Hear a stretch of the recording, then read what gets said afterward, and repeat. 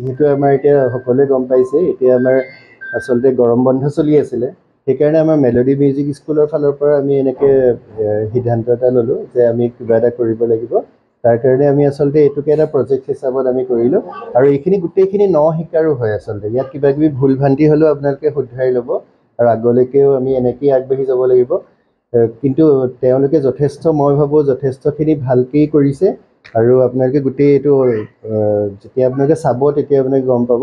আৰু ইয়াতে আমি আমাৰ যিখিনি আমাৰ অসমৰ যিখিনি কালচাৰ, আমি 4টা জনগোষ্ঠীয় আমি কালচাৰক মানে অকণমান টাষ্ট আমি দিবলৈ চাইছোঁ। ইয়াতে আপোনাৰ চাহ জনগোষ্ঠীয় কালচাৰটোও লৈছোঁ, তাৰপিছত গোৱালপৰীয়া, তাৰপিছত আপোনাৰ তিৱা যিটো আমাৰ ট্ৰেডিশ্যনেল ফ'ক, আৰু আমাৰ নিজৰ একদম প্ৰিয় বিহু আছে। বিহুত আমাৰ অনুষ্ঠানটো সামৰণি হৈছে, আৰু এইটো এটা আমাৰ এটা প্ৰচেষ্টা যে ইহঁতেও যিখিনি ল'ৰা ছোৱালীখিনিয়ে যিখিনি শিকি আছে এতিয়া নতুনকৈ, ল'ৰা ছোৱালীখিনিও আমাৰ কালচাৰটো অকণমান শিকক, আৰু ফ'ক কালচাৰটো যিহেতু জানিব লাগে।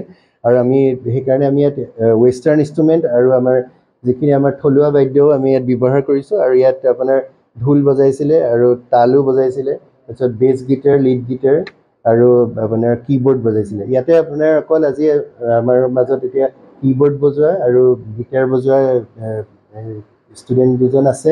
বাকীকেইজন আচলতে এতিয়া মই যে কৈছিলোঁ মানে বন্ধ চলি আছে, সেইটো কাৰণে আচলতে অকণ ফুৰিবৰ কাৰণে গৈছে। আৰু এই গানটো আমাৰ মিউজিক স্কুলৰে এটা ইউটিউব চেনেল আছে, নামটো হৈছে ৰাণা ভূষণ।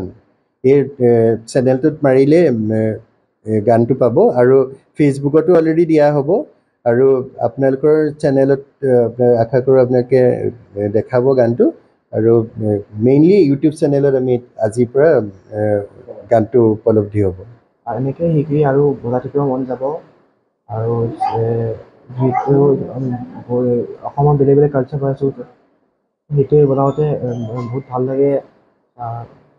সেইটো আৰু বজাই থাকিম এনেকৈ সকলো সপোন এনেকৈ দেখে বাহিৰত য'ত অসমৰ কালচাৰ নাজানে সেইবিলাকক দেখাব পাৰিম কি অসমত কি বস্তু আছে, কেনেকৈ সেইবিলাক বজাই এনেকৈ দেখাব মন যায়। সেইটো আমি বেছি এসপ্তাহ আগৰ পৰা বজাৰ ষ্টাৰ্ট কৰিছিলোঁ। বজাওঁতে ইমান ভাল হ'ল বুলি ভাবিছোঁ। আৰু গীটাৰ এতিয়া 3 বছৰ হ'ল। আমাৰ নিজৰ কালচাৰটো বাহিৰত দেখাব মানে সপোন আছে।